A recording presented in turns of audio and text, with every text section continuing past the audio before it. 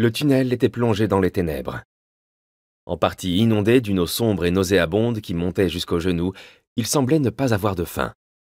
Au-delà, tout n'était qu'obscurité.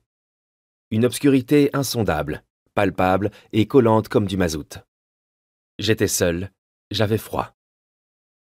Et peur.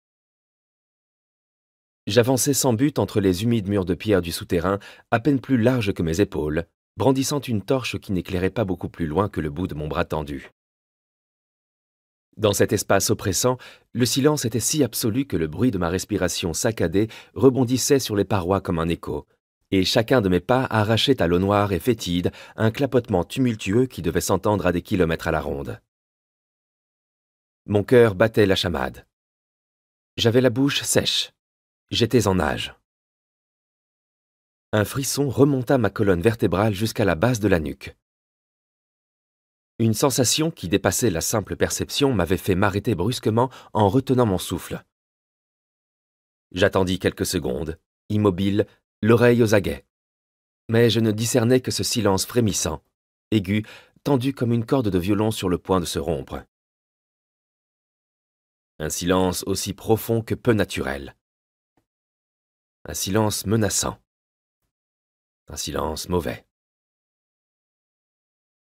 Il y eut comme un friseli étouffé, à peine audible derrière moi.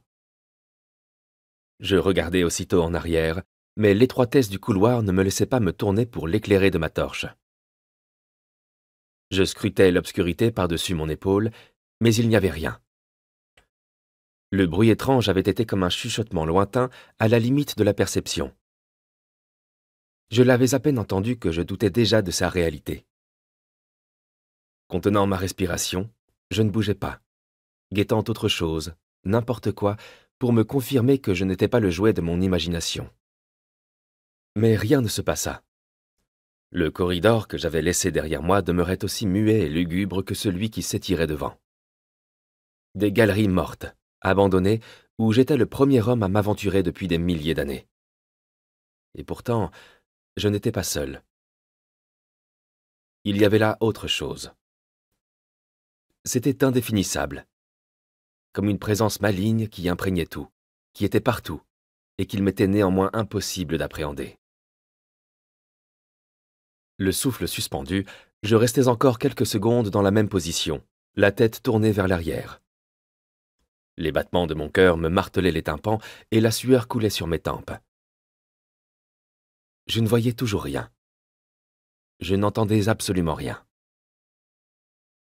Je respirais à fond, exhalant l'air trop longtemps retenu. Je passai une langue rêche sur mes lèvres desséchées et me remis en marche.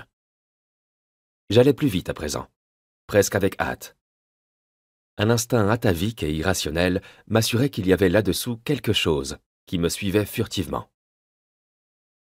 Pas après pas, la peur se répandait en moi comme une flaque d'huile. J'étais soudain certain que je ne parviendrais pas à sortir vivant de ces souterrains, que quelque chose se rapprochait à toute vitesse, quelque chose de pervers et d'indéfinissable.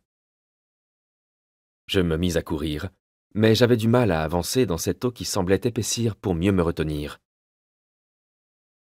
Encore ce chuchotis derrière moi, comme des rats murmurant, mais plus près. Sans m'arrêter, je regardais de nouveau en arrière, par-dessus mon épaule, sachant que je ne verrais rien que cette noirceur sans fond.